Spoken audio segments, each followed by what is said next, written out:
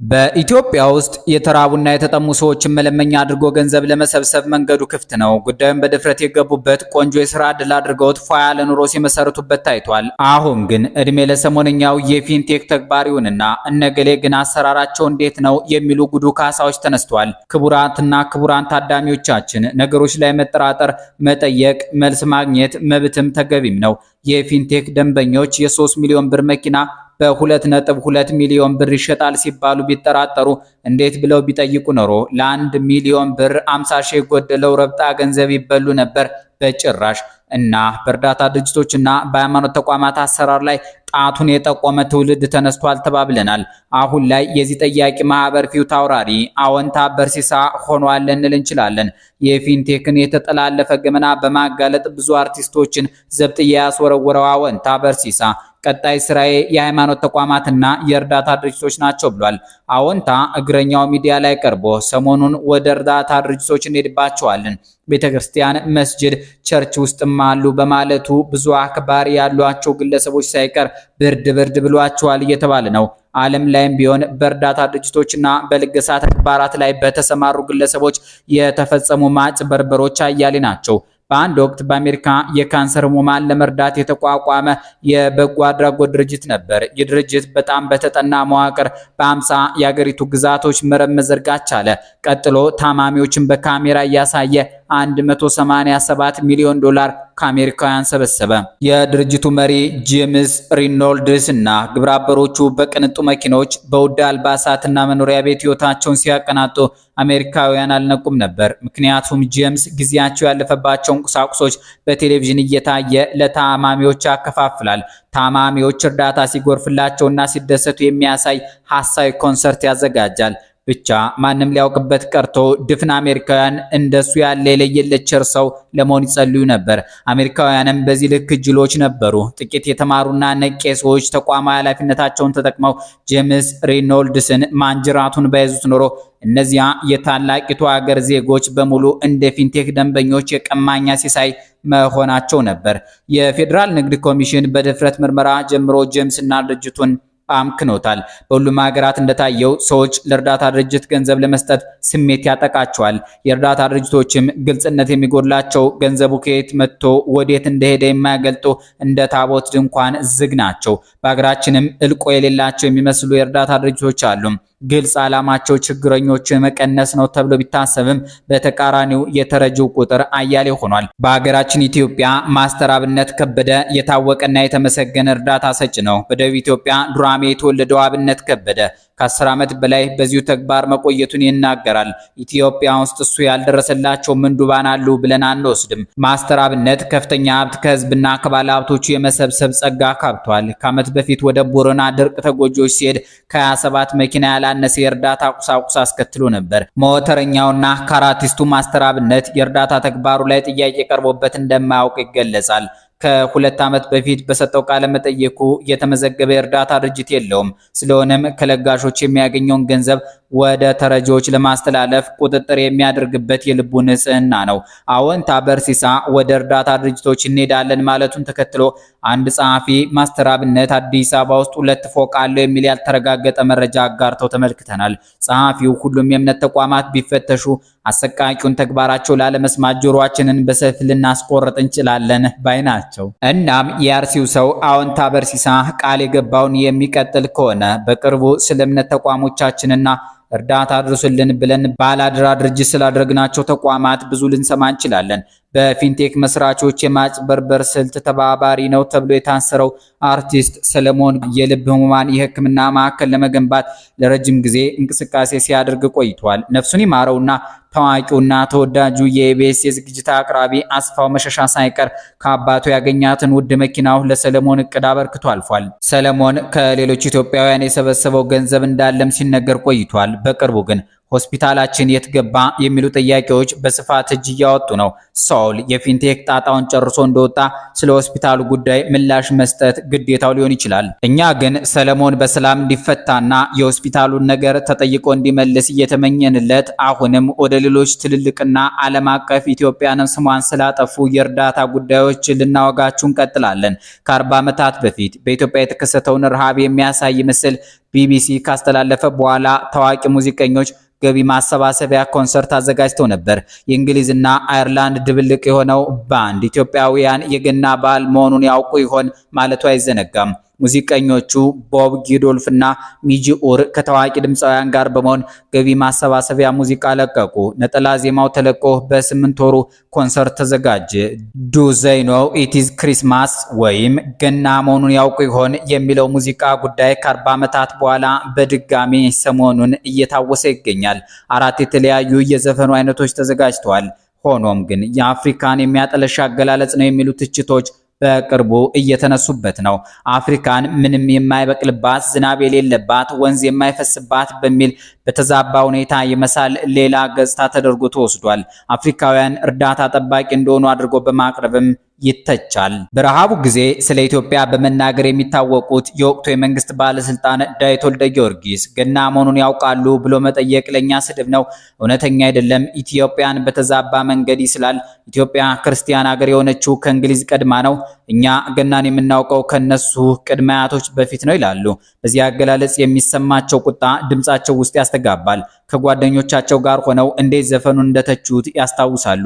የእንግሊዙ ጋዜጠኛ ማይክል ብሮክ እና ኬንያዊ ፎቶ አንሺ መሐመድ አሚን የሰሩት ዘገባ በወቅቱ በርካታ ሕይወት እንዳተረፈ ግን ሳይጠቅሱ አያልፉም። ዳዊት ወልደ ጊዮርጊስ የኢትዮጵያ እርዳታ አስተባባሪ ኮሚሽን ኃላፊ የነበሩ ሲሆን የወቅቱ መንግስት የረሃቡ ዜና እንዲወጣ ባይፈቅድም የቴሌቪዥን ጋዜጠኞችን ወደ ሀገሪቱ ደብቀው አስገቡ። ዳዊት ወልደ ጊዮርጊስ የእንግሊዝ ሕዝብ በደግነት ምላሽ መስጠቱ ለሰብአዊነት ያለኝን አመለካከት አጠንክሮታል ይላሉ።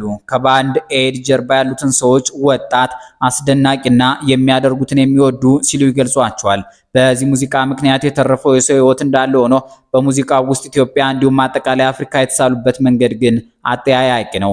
በቅርቡ በዘ ኮንቬንሽን ላይ በወጣ ዘገባ ቦብ ጊዶልፍ ፖፕ ሙዚቃ ነው፣ ከዚህ ቀደም አደገኛ አካሄድ ነው በሚል ተተችቷል። ይህ ሙዚቃ በመቶ ሺዎች ወይም በሚሊዮኖች የሚቆጠሩ ሰዎችን ነፍስ አድኗል ብሏል። ኢትዮጵያውያን ገናን እንደሚያከብሩ ቢያውቁም በረሃብ ወቅት ግን በዓል ማክበር አልተቻለም ነበር ይላል። የባንድ ኤድ ትረስት ዋና የገንዘብ ኃላፊ ጆ ካኖን እንዳሉት 3.8 ሚሊዮን ዶላር ገንዘብ በማሰባሰብ 350 ሺህ ሰዎችን በኢትዮጵያ፣ በሱዳን፣ በሶማሊላንድ እና በቻድ መርዳት ችለዋል። ከእርስ በርስ ጦርነት ለወጣው ሰሜን ኢትዮጵያ ባንድ ኤድ ቀዳሚ ችግር ጊዜ ደራሽ በመሆን ሌሎችም እርዳታ እንዲያሰባስቡ እንደሚያበረታታ በቅርቡም ሲናገሩ ተሰምተዋል።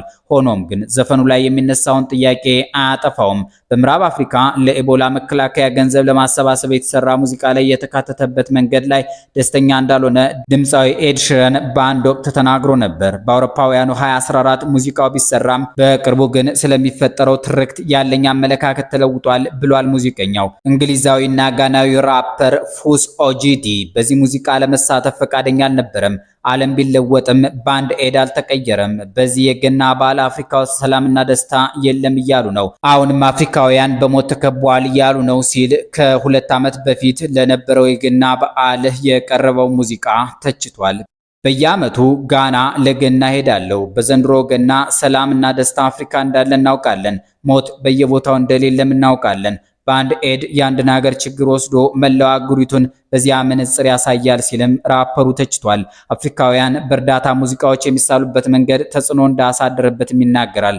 ሰዎች እኔን እያዩ ይቀልዱብኛል ይላል። በኪንግስ ኮሌጅ መምህር የሆነው እንግሊዛዊ ናይጄሪያዊ ኤድዋርድ አድሞሉ በጉዳዩ ላይ ጥናት ሰርቷል። ባንድ ኤድን ተከትሎ ኮሚክ ሪልፍ በአፍሪካ የሰራውን አጭር ፊልም አይቷል።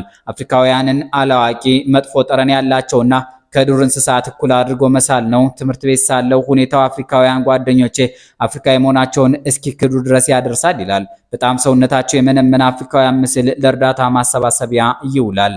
ሰር ፒተር ብሌክ የሰራው የባንድ ኤድ ነጠላ ዜማ 2 ኢትዮጵያውያን ልጆች ጥቁርና ነጭ ለብሰው ነፍስ አድን ብስኩት ሲበሉ ያሳያል። ላይቭ ኤድ ኮንሰርት ሲዘጋጅ ደግሞ አንድ እርቃኑን ያለ ሰውነቱ የመነመነ ሕፃን ከጀርባው የተነሳው ፎቶ ተካቷል። እንደ አውሮፓውያን አቆጣጠር በ2004 ይህ ምስል በስነ ጥበብ ስራ ውስጥ ተካቷል። በቅርቡም በ2024 የሙዚቃ ስራ በድጋሚ ምስሉ ገብቷል። እርዳታ በማሰባሰብ የሚሰሩ ሰዎችና ስለ እርዳታ ጥናት የሚያደርጉ ሰዎች ለምን እነዚህ ምስሎች ደጋግመው እንደሚመጡ ጥያቄ ያነሳሉ። ከክርስቲያን ኤድ፣ ሴቭ ዘ ችልድረን፣ ኦክስፋም እና ሌሎችም ከ300 በላይ የተራድኦ ድርጅቶች ጋር የሚሰራው ቦንድ ሙዚቃው እንደ አዲስ መለቀቁን ተችቷል። የቦንድ የጸረ ዘረኛነትና የእኩልነት ኃላፊ ሊና ብሬሆ እንደ ባንድ ኤድ 40 ያሉ ስብስቦች ጊዜ ያለፈባቸው ትርክቶችን ያስተጋባሉ፣ ዘረኛነትና የቅኝ ግዛት አስተሳሰብን ያጠናክራሉ፣ ሰዎችን ባለቤትነት ነፍገው ክብር ያሳጣሉ ትላለች። ቦብ ጊዶልፍ ባንድ ኤድ የሚሰራው በቅኝ ግዛት እሳቤ ነው የሚለውን አስተያየት እንደማይቀበል ከዚህ ቀደም ተናግሯል። ኬንያዊ አርቲስት እና ደራሲ ፓትሪክ ጋታራ ምዕራባውያን ስለ አፍሪካ ባላቸው አመለካከት ላይ በመሳለቅ ይታወቃል። የሰብአዊ እርዳታ ተቋማት እያደረጉ ባሉ ጫና ለውጦች እየታዩ ነው። ቀውስ ውስጥ የሚገቡ ሰዎችን እንደ ሰው እንጂ እንደ ተጎጂ ያለማየት መጀመሩ እጅግ ትልቅ ለውጥ ነው ይላል። ላይቭ ኤድ በሚንቀሳቀስበት ዘመን የሚታየው ምስል የተራቡና የሚሰቃዩ ሰዎች ናቸው። እነዚህ ሰዎች ምንም ነገር ማድረግ አይችሉም የሚለው ምልከታ የተዛባ ነው ሲልም ያክላል። ከ10 ዓመት በፊት የኖርዌይ ተቋም ራዲ ኤድ አፍሪካና አፍሪካውያን ከእርዳታ ጋር በተያያዘ የሚሳሉበትን መንገድ በስላቅ የመቀየር ንቅናቄ ጀምሯል። በቅዝቃዜ እየተሰቃዩ ላሉ የኖርዌይ ዜጎች አፍሪካውያን ማሞቂያ እንዲልኩ ማድረግ አንደኛው የንቅናቄው አካል ነው። ድምፃዊው ኤድ ሽረን በላይቤሪያ ያሉ የጎዳና ተዳዳሪዎች ሆቴል እንዲያድሩ በማድረጉ በድርጅቱ ተሸልሟል። ኮሚክ ሪልፍ በላይቤሪያ የሰራውን ቪዲዮ በተመለከተ ድርጅቱ ኤድ ሽረን እሱ እንዴት እርዳታ እንደሚሰጥ ከማሳየት ይልቅ ሰዎች እንዴት መተባበር እንደሚችሉ አሳይቷል ብሏል። በዩኒቨርሲቲ ኦፍ ኢስት አንግሊያ የሚያስተምረው ፕሮፌሰር ዴቪድ ጊርሊንግ እንዳለው የራዲ ኤድ ንቅናቄ ለውጥ አምጥቷል። የእርዳታ ተቋማት የስነ ምግባር መመሪያዎችን እየቀረጹ ነው። ሰዎች ይደርስ የነበረውን ጉዳት ተገንዝበው እየነቁ ነው ሲል ያስረዳል። በኬንያ መዲና ናይሮቢ የሚገኘው የተጨናነቀ መንደር ኪቤራ ላይ ጥናት የሰራው ባለሙያው እርዳታ የሚሰጣቸው ሰዎች ተቀባይ ከመሆን ይልቅ የራሳቸውን ዕጣ ፈንታ የሚወስኑበትን አካሄድ አሳይቷል። የእርዳታ ተቋማት ታዋቂ ሰዎች የንቅናቄ ስራ እንዲሰሩላቸው ይፈልጋሉ። አንዳንድ መገናኛ ብዙሃን ታዋቂ ሰዎች የሌሉባቸውን የእርዳታ ዘገባዎች መስራት የማይሹም። ሆኖም ግን ማርቲን ስኮት የተባለው ባለሙያ በሰራው ጥናት መሰረት ታዋቂ ሰዎች እርዳታ ማሰባሰብ ውስጥ ሲገቡ ትኩረቱ እነሱ ላይ እንጂ ንቅናቄው ላይ አይሆንም። ዝነኞች በዚህ ሊጠቀሙ ቢችሉም እርዳታ የሚሹ ሰዎች ግን እምብዛም ጥቅም አያገኙም። ባንድ ኤድ በድጋሚ መስራት ከፈለገ በአፍሪካ ታዋቂ ከሆኑ አርቲስቶች ጋር መጣመር እንደሚችል የሙዚቃ ጋዜጠኛዋ ክርስቲን ኢቾፋ ትናገራለች። የአፍሪካ ሙዚቃና ሙዚቀኞች ተቀይረዋል። አዲስ ነገር መስራት ሲፈለግ ከአፍሮቢት ወይም አማፒያኖ አርቲስቶች ጋር በመጣመር ነው የሚሆነው ትላለች። ሰዎች የእርዳታ ፕሮጀክታቸው ይዞት ከሚመጣው ትርክትና ምስል ማምለጥ አይችሉም።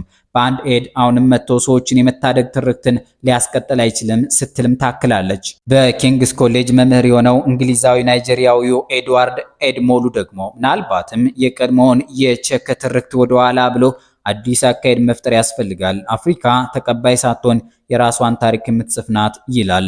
የእርዳታ ነገር በዚህ ደረጃ አወዛጋቢና ዓለም አቀፍ ጥያቄ የሚነሳበት ነው። ኢትዮጵያዊ ሆኖ ስለ እርዳታ መከራከር ደግሞ በተደጋጋሚ የሚታወቅ ነገር ነው። ምክንያቱም ኢትዮጵያ ከ1966 እስከ 1977 ከዚያም በኋላ ራሷና ስሟ ከእርዳታ ጋር ተገናኝቶ የተበላሸባት አገር ናት። አሁንም ድረስ ኢትዮጵያውያን ልጆቿ በራሷቸው መንገድ የማጭበርበር ወንጀል ውስጥ ይገቡበታል የሚባለው የእርዳታና የመደጋገፍ ነገር እያወዛገበ ይገኛል። ቀጣይም እንዲህ ባሉ ጉዳዮች ላይ ትንታኔና ምርመራዎችን እናደርግላችኋለን። እናመሰግናለን።